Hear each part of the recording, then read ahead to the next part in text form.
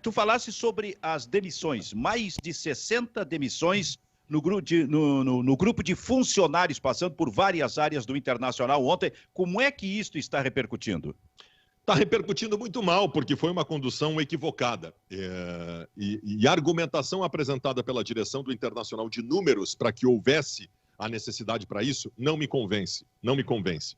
Nós estamos falando de 63 funcionários demitidos, boa parte deles, possivelmente a maioria, ganhando R$2.000 por mês, 2.000 e pouco, e precisando do salário para pagar a comida do final de semana, a comida do dia a dia para os filhos na mesa.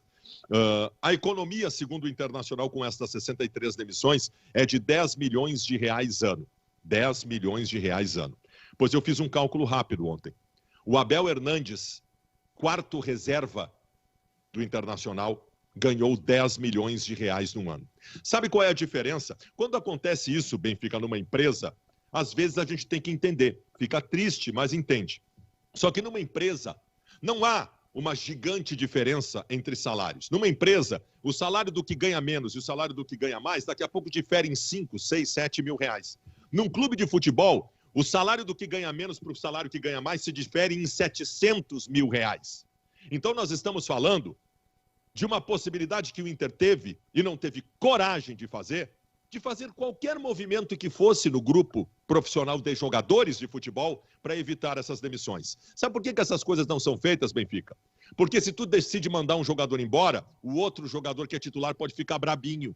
E aí a direção tem medo de se incomodar com o grupo. O que acontece? Manda embora o seu Pernambuco, 80 anos de idade, ganhando, sei lá, R$1.500, R$2.000 por mês. A vida dele era trabalhar no Internacional.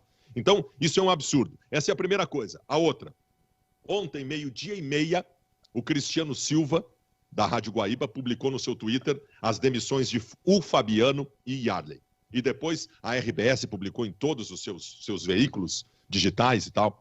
Aí eu saí do programa da Band e eu liguei para o Fabiano, para dar minhas condolências, né? Pô, Fabiano, coisa chata isso aí e tal. Ele, do que tu tá falando, Baldasso? Eu, como assim, cara? Da tua demissão do Inter. Que demissão do Inter? Eu não tô sabendo de nada.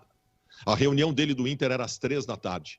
E o Yarley deu uma entrevista na Rádio Grenal ontem à noite dizendo que ficou sabendo pela imprensa da sua demissão. Só depois ele foi comunicado. Eu estou falando de ídolos do Internacional.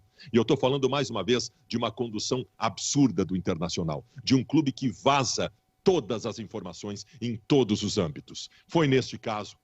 Foi no caso do contrato do Edenilson, contrato do Abel, contrato do Baldasso. Foi no caso do contrato do Yuri Alberto. Foi no o vazamento do contrato do seu Maggi lá, que doou R$1 milhão para o Rodinei. 2 minutos depois, o contrato dele estava nas redes sociais. Então o Inter virou a casa da mãe Joana. Mais uma que eu quero colocar nessa minha primeira explanação, Benfica. Se criou uma narrativa no Twitter, nos últimos dias, do déficit do último ano da gestão Medeiros, né? E bateram na tecla e eu estranhando. Ué, por que estão batendo tanto nessa tecla? Aí ontem vieram as demissões. Obviamente criaram um universo, uma narrativa, para justificar as demissões de ontem, tirando a culpa da atual gestão e botando a culpa no Marcelo Medeiros, que tem culpa num monte de coisa. Mas eu quero aqui dizer algumas coisas para você sobre isso, que também são importantes. Primeiro, Alessandro Barcelos, o presidente do Inter agora, foi dirigente da gestão Medeiros durante todo o período. Primeiro das pastas de administração e finanças, nevrálgicas no clube, e depois da pasta mais nevrálgica do clube, que é do futebol. Quem contratou o Abel Hernandes ganhando 700 mil por mês foi o Alessandro Barcelos. João Patrício Herman, que hoje é o vice de futebol, manda soltar e manda prender no departamento de futebol, era vice-presidente do Medeiros. O CEO, a função anunciada na campanha, que seria uma função diferenciada na atual gestão para conduzir o processo e que está fazendo, inclusive, o comando desse processo de demissões, é o Zanardo. O Zanardo foi executivo de finanças do Marcelo Medeiros durante toda a gestão. As pessoas são as mesmas, Benfica. As pessoas são as mesmas. Então, se nós vamos dividir culpa aqui, nós temos que dar culpa para todo mundo, tá? E, por fim, uma pequena explanação rápida para que a mentira não se torne verdade, né? Porque eu acho, e acabei de dizer, o Marcelo Medeiros teve muitos erros na sua gestão. O Marcelo Medeiros assume o Internacional em 2017.